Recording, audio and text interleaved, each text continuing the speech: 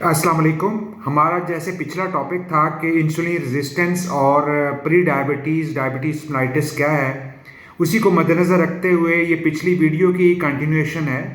आज सबसे पहले तो ये जो लफ्ज़ बार बार बोला जा रहा है कि इंसुलिन रेजिस्टेंस, तो बहुत सारे दोस्तों ने पूछा कि हमें एक्सप्लेन करें कि ये इंसुलिन रेजिस्टेंस है क्या, क्योंकि बहुत सारे लोगों ने ये लफ्ज़ पहली दफ़ा सुना था।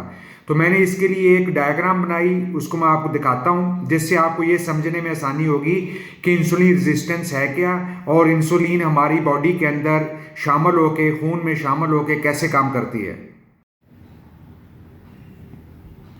ये एक डायग्राम बनाई गई है। इस डायग्राम में ये सारा कुछ वाज़ेह हो जाएगा कि इंसुलिन हमारे खून के अंदर काम कैसे करती है और ग्लूकोज़ को कैसे मॉनिटर करती है और कैसे ग्लूकोज़ की एक परसिस्टेंट, एक कांस्टेंट मिकदार हमारे खून में ये रखने की ज़िम्मेदार है।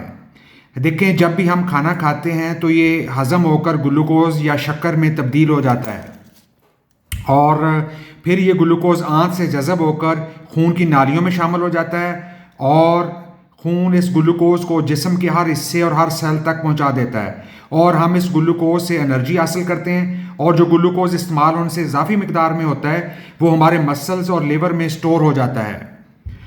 दरअसल हमारे मसल्स और लिवर एक स्टोर हाउस की तरह काम करते हैं और जब ग्लूकोज की मिकदार मज़ीद बढ़ जाती है वो हमारे फैट सेल्स में स्टोर हो जाती है। और सोचने की बात यह है कि इंसुलिन ही वो वाहिद की है, वो चाबी है जो ग्लूकोज को हमारे सेल्स, हमारे लिवर, मसल्स और फैट सेल्स में स्टोर करवाती है या फिर एनर्जी के लिए इस्तेमाल करवाती है।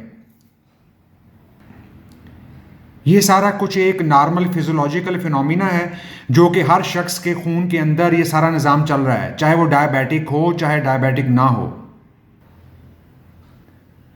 लेकिन प्रॉब्लम उस वक्त खड़ा होता है जब हम दिन में 5 से 6 बार खाना खाते हैं। जैसे इस डायग्राम में दिखाया गया है कि जैसे हम पूरे दिन में मुख्तलिफ स्नैक्स या मुख्तलिफ खाने खाते हैं तो हमारी ब्लड इंसुलिन सर्ज जो आती है वो किस तरह आ रही है। कभी वो पीक पे जाएगी, कभी नॉर्मल होने की कोशिश करेगी। जब वो इंसुलिन लेवल बढ़ता है तो खाना खाने के 2 घंटे के बाद, 2 से 4 घंटे के बाद वो नॉर्मल होने की कोशिश करता है। लेकिन जब हम आदतन मजबूर होकर स्नैक्स लेते हैं या अगला खाना खाते हैं तो बार बार इंसुलिन लेवल ऊपर बढ़ता जाता है। इस वजह से खून में इंसुलिन की मिकदार भी 24 घंटे हाई रहती है और इंसुलिन खून में मौजूद हाई ग्लूकोज को धक्का लगाकर हमारे मसल सेल्स में, लिवर सेल्स में और फैट सेल्स में दाखिल करने की कोशिश करती है।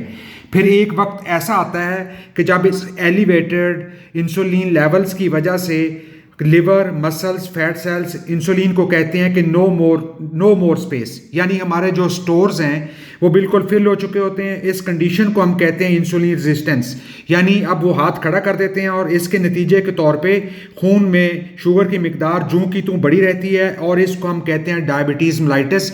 और जब हम डायबिटीज़ मेलाइटिस जिस वक्त किसी भी बंदे के अंदर डायग्नोज हो चुकी होती है तो उससे पहले वो 2 से 4 साल तक प्री डायबिटिक होता है और उससे 8 से 10 साल पहले वो हाइपर इंसुलिनीमिया यानी हाइपर इंसुलिन लेवल या इंसुलिन रेजिस्टेंस का पेशेंट बन चुका होता है। और ये इंसुलिन रेजिस्टेंस ही है जो कि बेली फैट, ओबेसिटी, हमारी central obesity, fatty liver disease, pre diabetes या टाइप 2 डायबिटीज़ मेलाइटिस की सबसे बड़ी वजह है। इस तरह अभी तक तो हमने ये डिस्कस किया है कि ये जो इंसुलिन रेजिस्टेंस है या प्री डायबिटीज़ है, उसका फिजियोलॉजिकल फिनोमिना और उसके पैथोलॉजिकल एस्पेक्ट्स, वो कैसे बॉडी के अंदर या अंदरूनी तौर पे सेलुलर लेवल पे क्या चेंजेस आ रही होती हैं, हार्मोनल लेवल पे क्या आ रही होती हैं। लेकिन मरीज़ को तो ये सारी चीज़ों के साथ कोई कंसर्न नहीं होता, उसको तो वही चीज़ नज़र आती है जो उसकी रिपोर्ट्स के अंदर है या उसकी बॉडी के अंदर जो चेंजेस आती हैं। तो इसको डिस्कस अब करना चाहिए ताकि इसका हल निकले और लोगों को इससे फ़ायदा हो।